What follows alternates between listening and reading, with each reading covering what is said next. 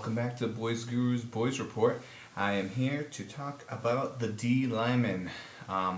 So, when looking through the various sites, as far as who we're visiting with, the kind of prospects we're looking at, the D line does come up quite a bit.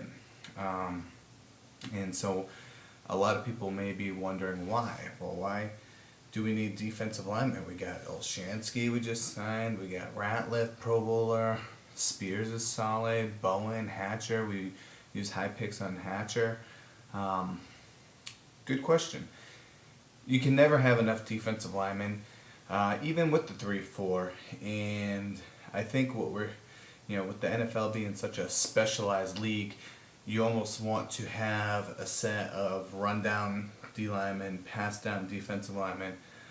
If they can do both, great. So the more guys that you have, the better off you're going to be in the long run. And Cowboy fans should know that better than pretty much anybody else. We rotated about 8 defensive linemen in the early 90s to great effect. We just dominated. And, look what the Patriots do. They draft defensive linemen no matter what. I mean, they had Seymour and Warren. They drafted Warren and Wilfork the same year. And they just keep piling them on. They had Jarvis Green. They just keep adding. So you can never have enough of those guys. And so that's why we're looking at them. And Spears, I believe, is going to be a free agent next year as well. Bowen is a one-year guy. Hatcher, I think his judgment day is coming very soon. So you want to be covered down the road. So with that being said, who are we looking at? In the earlier rounds, it looks like Ron Brace we're looking at. And that guy...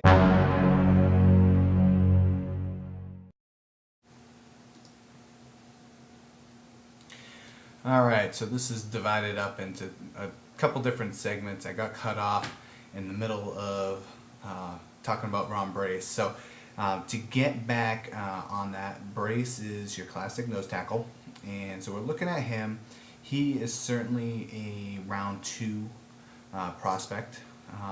His teammate Jay Ratliff just tested for a banned substance it just came out, so that we should keep an eye on that because we'll see how far that pushes him down, but that could possibly come down to our level. You just never know.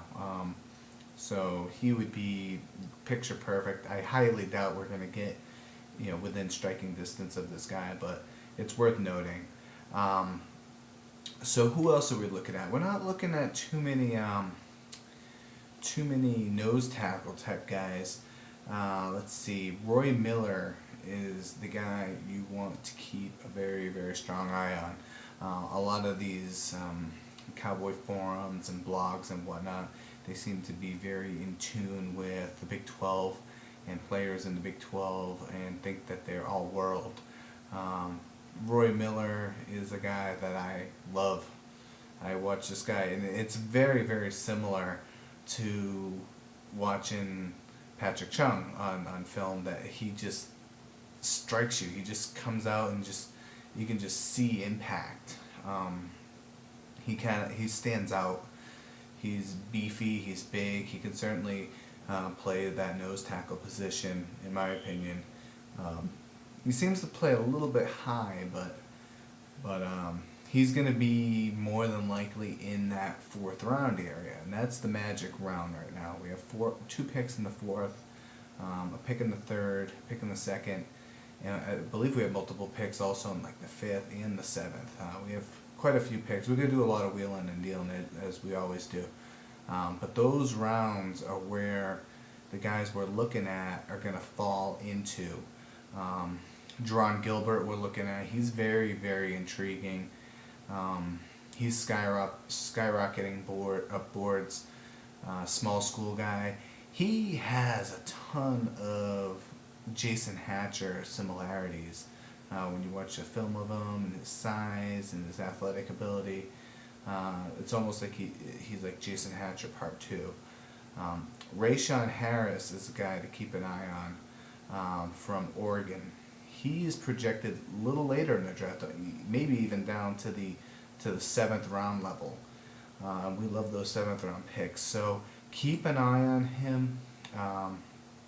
He fits that nose tackle breed as well. He had 9 tackles for losses last year.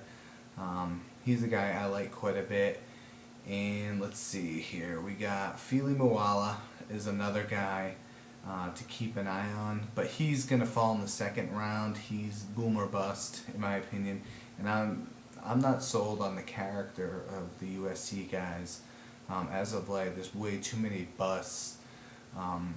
It just seems like they're almost treated like rock stars, and the work ethic isn't necessarily there. You had that generation with Carson Palmer and Troy Polamalu and those guys, and then once you had the Leinarts and the Reggie Bushes and Dwayne Jarrett's and the Mike Williamses, they just don't seem to have the same work ethic. Maybe the talent, but just not the work ethic to succeed at the NFL level, which is really surprising, and it does show that there's a lot more to a draft prospect than overall talent. So Moala is going to get drafted. His production's been stellar. His bloodlines are great. He's certainly got a lot of ability, but I just don't think he fits that 3-4 scheme. So a lot of people like him, and he'll probably be mentioned going down the road, but he's not a guy I think you want to look at as a Cowboy prospect.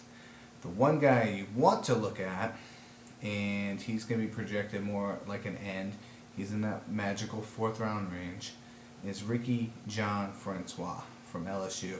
That guy has some minor character issues, so that might be the only reason why he's in that 4th round range.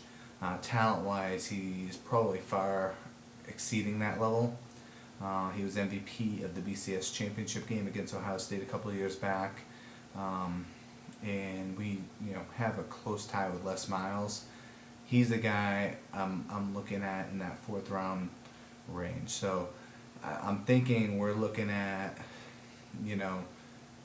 Miller and Francois and Harris as 3 guys that if we're gonna call names, those 3 are the guys you want to look at. So Rashawn Harris, Ricky John Francois, and Roy Miller. All 3 of them could be Dallas Cowboys to bump up the depth on the line, with Francois being more of the end, and then Miller and Harris being more nose tackle-ish, and hopefully one of them developing enough to move Ratliff around. So that's, I think, what the game plan is going to be. That's where I'm looking at with the D-line. And that's pretty much it. So those 3 names, expect, here and there I'll be popping in some more names, hopefully, if I get some more info. But those are the names keep an eye on. We'll go through the linebackers next, because we are looking at quite a few of those guys as well, believe it or not. Who needs more linebackers, right? All right.